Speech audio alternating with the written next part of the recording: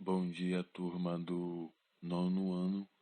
Hoje nós estaremos iniciando nossas discussões referentes ao capítulo 11 do livro didático, né, que é o capítulo posterior à discussão referente aos anos de chumbo no Brasil, né, a ditadura militar.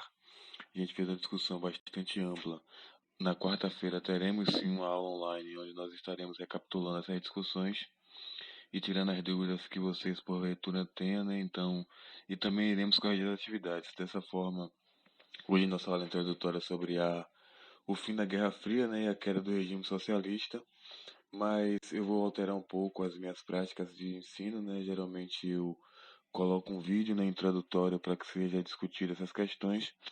Hoje eu vou fazer diferente, hoje eu vou gravar uma aula, né? Vou gravar um vídeo com slides, geralmente como estou fazendo, recapitulando tudo aquilo que foi a Guerra Fria para vocês, para que vocês possam ter em mente aí o conteúdo, para que vocês possam tirar dúvidas e para que vocês possam também aí estabelecer as conexões que são necessárias tanto para entender essas questões do mundo, né, e do Brasil no seu contexto de ditadura e o mundo no sentido de que havia uma recorrência intensa, né, de ditaduras ocorrendo e a Guerra Fria influencia nesses movimentos, essas guerras políticas e sociais, assim como também é importante repetindo que vocês entendam o que ela era, recapitulem para que possam ter dimensão do que é o seu final, né, o seu momento. Excepcionalmente nessa aula, o slide não vai ter referências, né? Geralmente eu coloco referências de página. Não teremos nesse slide em específico. Nos próximos voltaremos à normalidade. Vamos então para o próximo slide que dará início aí ao nosso primeiro conteúdo da aula de hoje.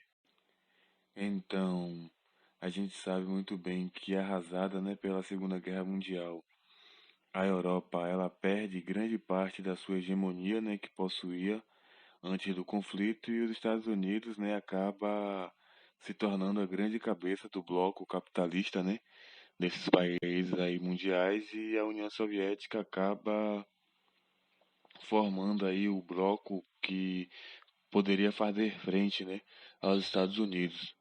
Então, é importante destacar que a União Soviética é o líder, do bloco de países socialistas e passaram então entre si, né, esses dois países, Estados Unidos e a Rússia, a disputarem entre si a liderança mundial. Aqui a gente já consegue perceber em que medida é que estamos tratando dessa bipolaridade referida no slide aí, no título da apresentação. Então, a gente pensa e a gente constrói dentro da história uma interpretação de que o mundo pós Segunda Guerra Mundial ele está dividido, né, entre duas potências e vocês sabem disso porque já foi estudado. Isso é uma recapitulação, vocês sabem. Mas nesse sentido, vocês sabem também que o mundo está dividido, né, entre duas potências que justamente buscam cada vez mais demonstrar, né, e solidificar a sua hegemonia mundial e através disso que recorrentes conflitos, né, políticos e militares vão ocorrer para que a hegemonia de cada um desses países se faça tornar realidade. Então, nesse sentido, essa disputa pela hegemonia mundial gerou fortes tensões, né, e inúmeras ameaças de guerra e acabou ficando conhecida como a Guerra Fria, né, já da forma que eu descrevi para vocês. Então, ela é uma guerra permanente, né, na qual as duas superpotências evitavam um confronto militar direto, ao mesmo tempo em que buscavam, né, conquistar aliados e expandir as suas áreas de influência. Então, a gente sabe muito bem que a Guerra Fria ela tem como principal característica esse conflito, né, indireto, né, que é justamente pautado e baseado na influência desses dois países, né, em países menores e que teriam internamente aí, digamos, os conflitos e consequentemente tivesse, né, a resposta ou a ascensão de uma dessas duas vertentes aí como a grande vertente vencedora nesse país ao qual a disputa estava ocorrendo. Nesse sentido, eu acredito Nesse sentido, eu acredito que seja interessante para a gente já fazer uma conexão com o Brasil, né? E entender que o Brasil é um país que tinha esse caldo político, né? A gente sabe que a trajetória política do Brasil desde 30, ela é marcada justamente por essa oposição entre direita, esquerda, comunismo, capitalismo, e às vésperas da ditadura, né, ser instaurada, havia também um contexto militar, né, e um contexto político que favoreceu essas influências norte-americanas aqui no país. Então, durante a Guerra Fria, né, tanto uma superpotência quanto a outra, elas usaram a espionagem, né, e a propaganda, assim também como a contra-propaganda com fins políticos, né, e isso acaba explicando a grande produção de livros, cartazes, histórias em quadrinhos e filmes feitos na época, né, dessa mesma produção. Coisa que eu também já trabalhei com vocês aqui no nosso slide que tratava justamente da ditadura militar no Brasil, para mostrar em que medida é que essas influências nos territórios, né, no nosso país, e em que medida é que isso, em certa medida, influenciou o contexto aqui interno do nosso território. Então, em certas medidas, às vezes a existência, né, de dois grandes polos de poder levou, né, os estudiosos e os pesquisadores a denominar, né, a ordem vigente durante a Guerra Fria de ordem mundial bipolarizada, como já tinha dito, né, isso é uma interpretação tanto dos estudiosos, né, dos historiadores, cientistas sociais e dentre outros, mas também é uma interpretação que vai muito daquilo que a gente chama de ordem do dia, né? Era que as pessoas que interpretavam aquele contexto já traziam como reflexão aí do que significava o momento ao qual o Brasil se encontrava. Então, é um consenso, né, entre os historiadores que concordam que a Guerra Fria começou em 1945, né, que é o fim da Segunda Guerra Mundial, e estendeu-se até 1989, que é justamente a queda do Muro de Berlim, né? Então, ela vai justamente de 1945 até 1889. Alguns historiadores dizem que ela pode se estender até 1991, que é o ano, 1991, que é o ano em que a União Soviética se desagrega por completo. E esse é exatamente o assunto do qual o capítulo do livro didático, né, traz para a gente como reflexão aí, e que a gente deve ter em mente para que nós possamos entender e sempre estar fazendo a conexão necessária, né? Capturou aqui a Guerra Fria para depois entender o motivo que levou ao seu término. Dando continuidade aqui ao nosso slide, né, a gente traz aí três palavras meio que em árabe, né? Não tenho certeza de qual a origem delas, mas se referem a alguns eventos que são imprescindíveis, né? Algumas regiões também que são imprescindíveis para que nós entendamos aí esse contexto. Essas palavras são Teherã, Yalta e Potsdam.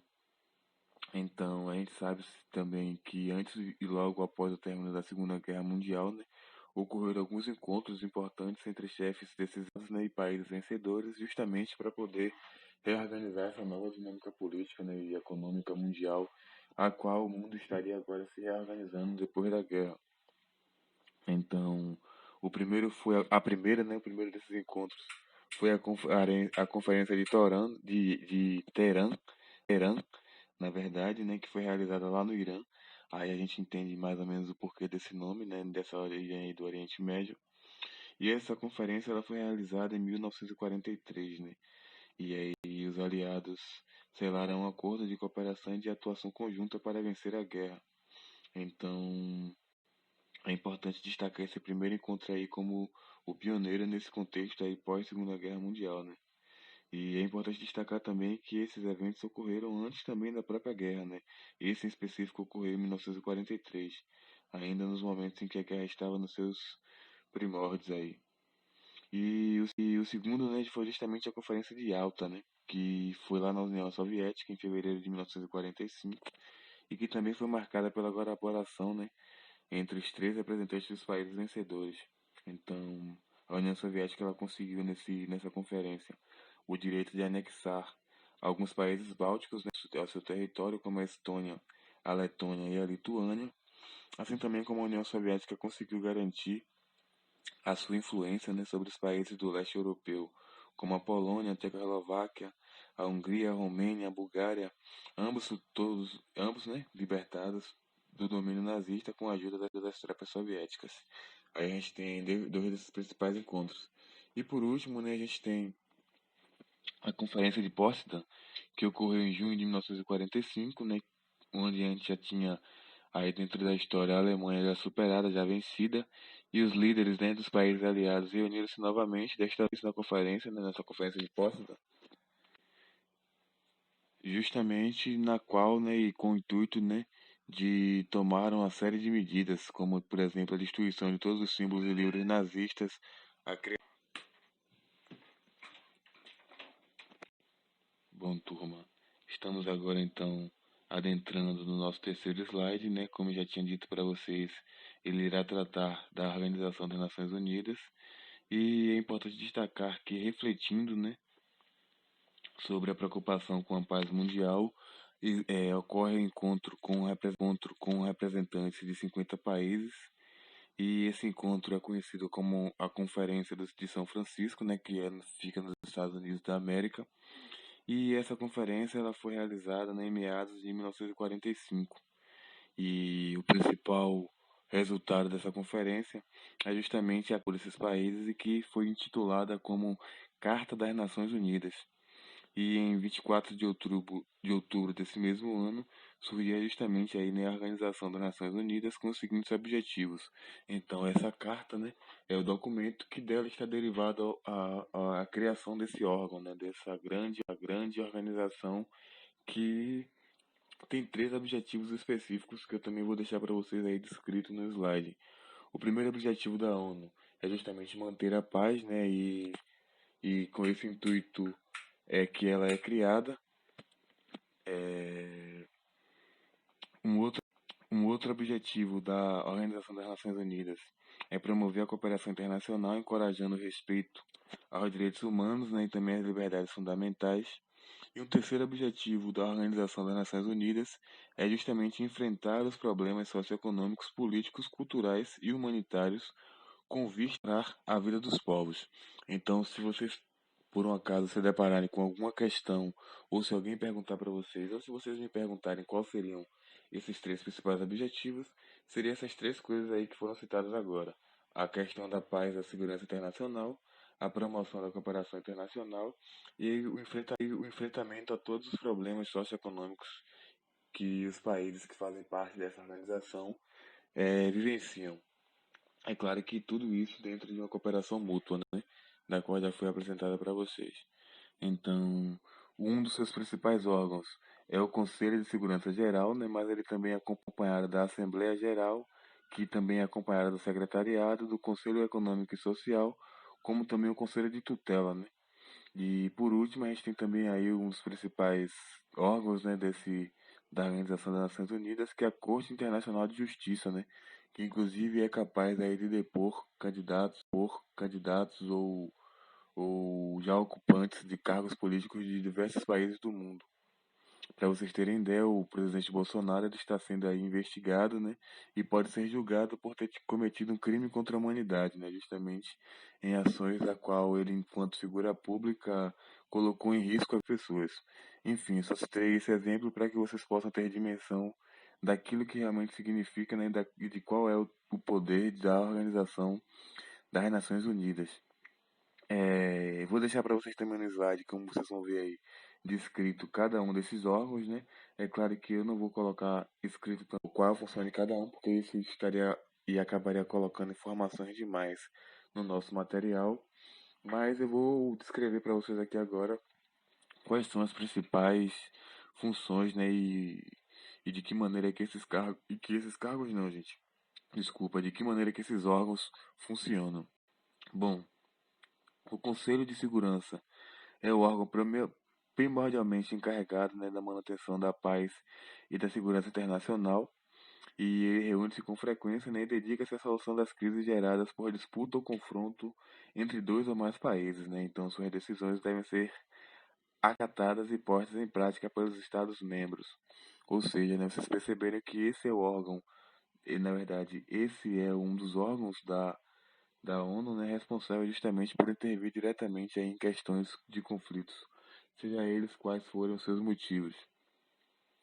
É, esse conselho é formado por 15 membros, né? E 10 são eleitos para um período de 2 anos e 5 são permanentes. Dentre desses 5 permanentes estão os Estados Unidos, a Rússia, a China, o Reino Unido e a França. Então, temos aí os principais países hoje da atualidade, né? Sendo que o Reino Unido está dissolvido, né? E a Inglaterra ela passou a figurar aí nesse bloco sozinha, sem a companhia daqueles territórios aos quais fazia parte do seu agrupamento aí territorial. É interessante destacar que qualquer um desses membros permanentes, né, podem pedir a aprovação de uma proposta, mesmo que os outros 14 membros, né, tenham votado a favor dela. E isso se chama, né, dentre esses grupos, dentre esses países, né, como poder de veto, que é um poder que é apenas concedido a esses 5 países que foram citados aí anteriormente. E por várias vezes, inclusive, né, esse poder dado a cada um dos 5 grandes impediu o Conselho de Segurança de evitar uma guerra ou uma intervenção militar, né? Então, é interessante destacar, né, como é que isso pode atuar, né, e quais são as proporções que podem ser resultantes dessa atuação. E caso, né, a decisão do Conselho de Segurança não seja acatada, ele pode autorizar, né, o envio de uma força de paz multinacional para a área em conflito, né, ou atingida por catástrofes. E os soldados dessa força são chamados de capacete azuis, né, e têm ajudado a salvar e poupar milhões de vidas em várias partes do mundo. O Brasil aí é um dos países que contribui, né, com esses capacetes azuis e volta e meia aparecem nos jornais e nos programas de televisão reportagens, né, de ações e de operações militares realizadas por esses capacetes azuis aí que foram citados. O outro órgão é a Assembleia Geral, né, que ela é formada justamente por todos os países membros, e hoje aí são em torno de 193 países, e ela tem como função justamente debater, né, temas relacionados à segurança, à paz, à justiça e o bem-estar de todos os povos. Questões, por exemplo, como essa questão da pandemia, é o que vem fazendo com que essa Assembleia Geral esteja em reunião para que se decida, né, que se encontre as melhores maneiras aí de solucionar o problema gerado por esta doença. E é importante destacar que o presidente dessa Assembleia, né, é escolhido justamente entre os embaixadores dos países membros. A gente tem também, dentro da função da Assembleia Geral, que é a administração, né, da ONU, e essa administração ela é organizada, né, justamente pelo secretariado, né, que é dirigido justamente pelo secretário-geral, e que tem aí em torno de 5 anos de mandato. Esse secretário é indicado pelo Conselho de Segurança, né, e que é também eleito através do voto, né, que é realizada pela Assembleia Geral. O nosso terceiro cargo, né, que vai ser destacado aqui, é justamente o Conselho de Economia e Conselho Econômico Social, né? Vamos falar aí fidedigna da que maneira que se trata o órgão para que não fique nenhum tipo de lacuna aí de confusão. E esse conselho ele faz parte de importantes órgãos, né, especializados justamente como a Organização das Nações Unidas, né, para a educação, a ciência e cultura, que a gente tem como destaque a Unesco, a gente tem a Organização das Nações Unidas para a Alimentação e a Agricultura, que é a FAO, e a gente tem o Fundo das Nações Unidas de Infância, né, que é a UNICEF. Temos também aí a Organização Mundial da Saúde, a OMS, e temos também o Fundo Monetário Internacional, né, que junto com o Banco Internacional para a Reconstrução e Desenvolvimento formam aí o, essa digamos assim, ramificação do Conselho Econômico e Social, que tem como justamente função aí viabilizar, né, encontrar formas de melhorar os aspectos que foram citados aqui, seja saúde, seja economia, seja agricultura, alimentação. O que eu queria destacar com a descrição desse órgão é que a gente tem aí, dentro da Organização das Nações Unidas, ramificações de ações que devem ser respeitadas e trilhadas para que todo mundo possa atingir aí o bem-estar social que se deseja. A gente pode destacar que na Índia, no Brasil, no Japão, eles em 2005, né, pleitearam a reforma no Conselho de Segurança, conhecido como G4, e o grupo formado por esses países propõe justamente a ampliação de membros, né, permanentes de 5 para 11. A proposta, entretanto, ela tem esbarrado no imenso poder de decisões, né, dos membros permanentes e justamente na disputa, né, de hegemonia regional que ocorre entre esses países, o que acaba aí tensionando e mantendo justamente essa, essa concentração nas mãos desses quatro países aí dominantes. Vamos avançar para o próximo. Bom, turma, tratando agora do nosso quarto slide, né, que tem como título o germen da Guerra Fria. A gente entende que em 1946, né, que é justamente aí menos de um ano do término da guerra, da Segunda Guerra, a gente tem aí o grande e influente ex-primeiro-ministro Winston Churchill pronunciando um discurso, né, nos Estados Unidos, que dentro da história, dentro dos historiadores, é o discurso, né, que pode ser considerado como aquele que vai dar início, né, o pontapé inicial, o marco da Guerra Fria, né? E aí eu gostaria de ler para vocês um trecho desse, justamente desse discurso, né? Eu não vou trazer ele para o slide, senão vai ficar um pouco chato. Mas eu coloco uns mais para que vocês relembrem da figura dele, que também é bastante conhecida pra gente aqui na escola. Uma sombra desceu sobre o cenário, até há pouco iluminado pelas vitórias aliadas. Ninguém sabe o que a Rússia Soviética e sua organização comunista pretendem fazer no futuro ou quais são os limites, se é, se é que os há, para as suas tendências expansionistas e proselitistas. De Sete, no Báltico, ao Trieste, no Andraico, uma cortina de ferro desceu sobre o continente. Atrás daquela linha, todas as capitais de antigos estados do centro e do leste europeu, Varsóvia, Berlim, Praga, Viena, Budapeste, Belgrado, Bucareste e Sofia, todas elas são modas cidades e suas populações vivem no que se poderia chamar de soviética, e todas estão sujeitas de uma forma ou de outra não apenas à influência soviética, mas em crescente medida ao controle de Moscou. Quaisquer conclusões que possam ser tiradas desses fatos, os fatos eles são. Esta não é certamente a Europa libertada que lutamos para construir. É uma que contém os limites de uma paz permanente.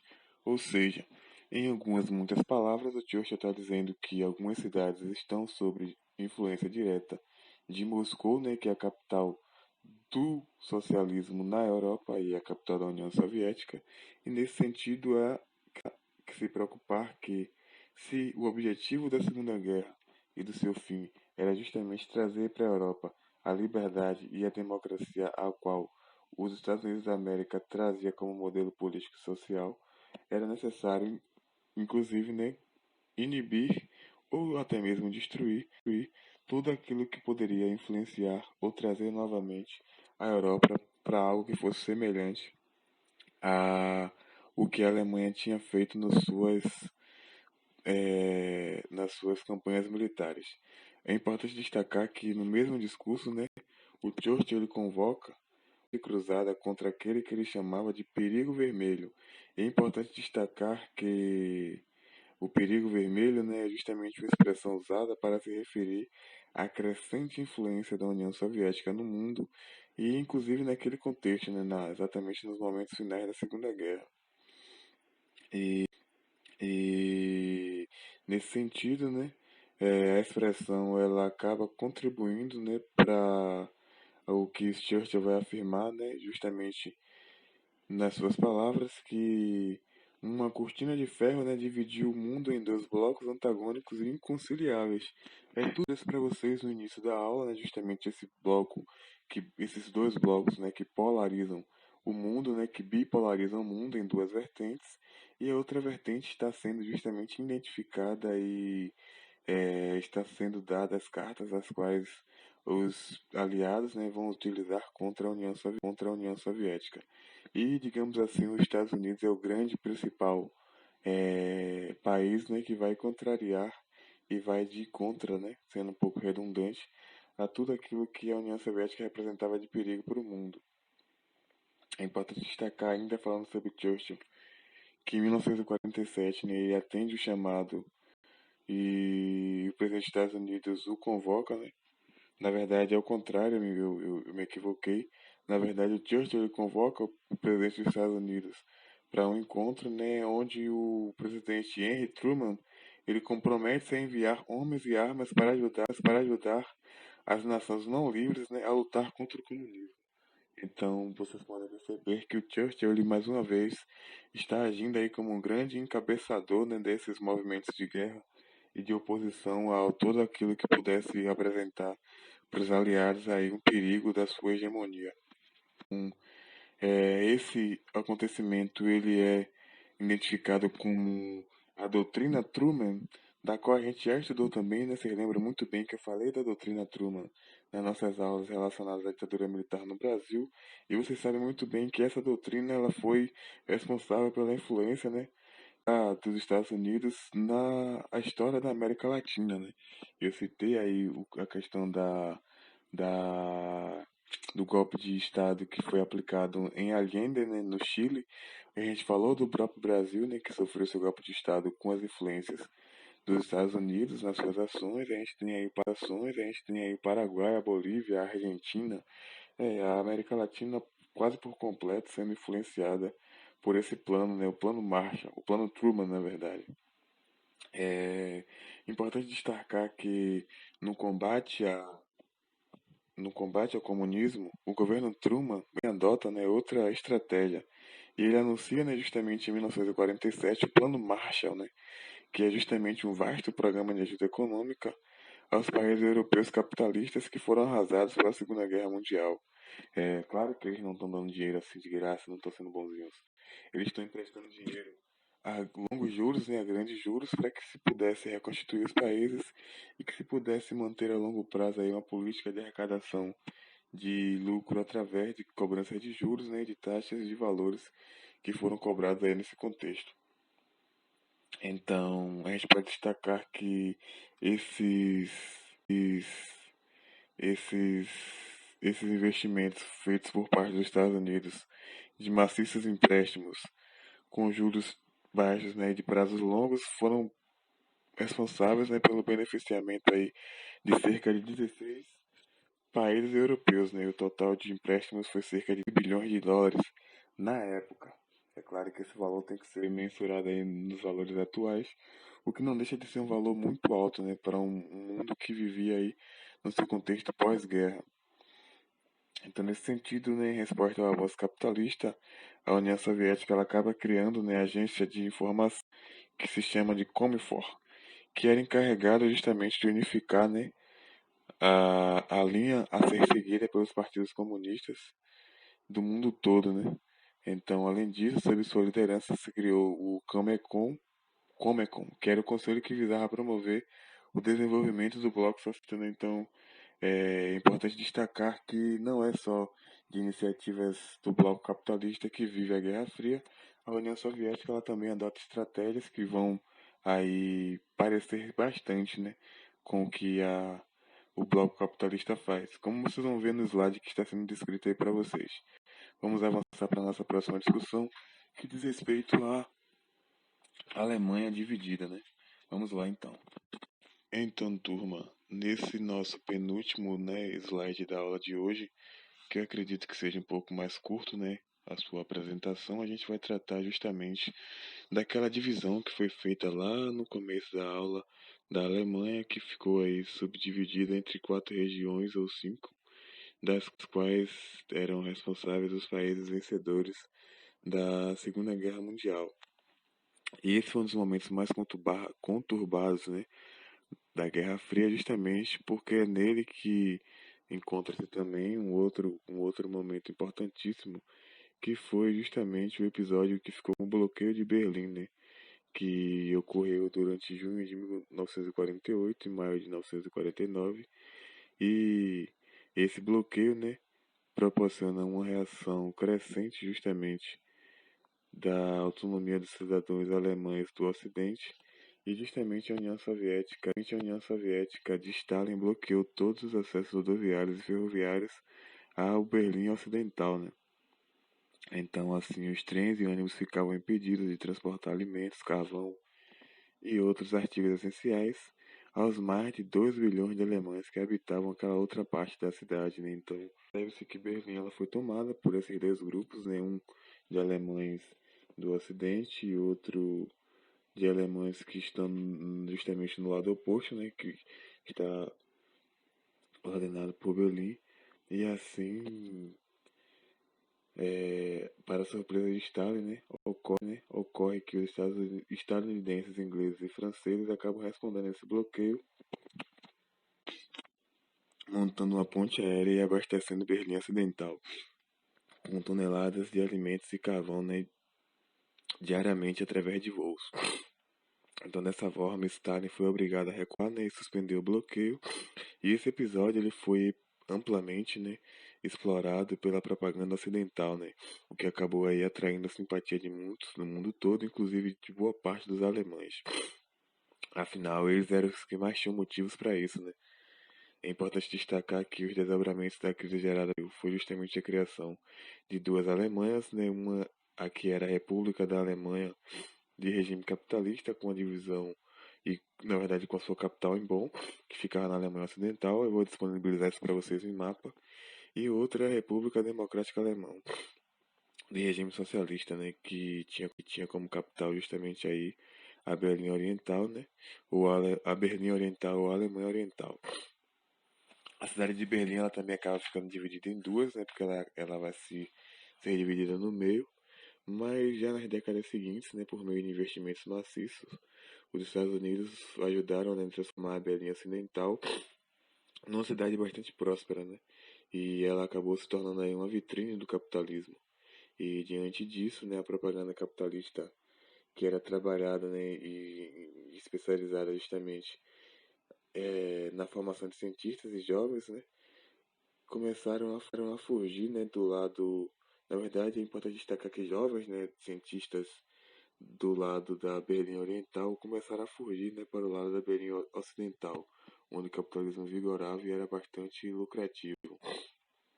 Outro fator, né, de enfraquecimento da Berlim Oriental era justamente a entrada de mercados contrabandeados, né, que vinham do outro lado da cidade. E aí, justamente para evitar os prejuízos causados pelo contrabando e impedir a fuga dos berlineses orientais, né, o governo da Alemanha acabou erguendo em agosto de 1961 um muro de aproximadamente 65 quilômetros, né, com extensão de 3 metros de altura, que é o famoso Muro de Berlim.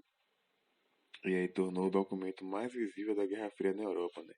Digamos assim, o grande documento que justamente comprova e deixa evidente o que aconteceu nesses conflitos.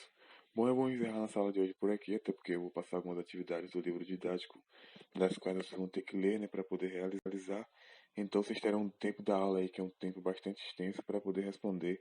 E a gente trabalha essas duas questões, se der tempo aí, na nossa aula de quarta-feira, que vai ser online. Tenham um bom dia.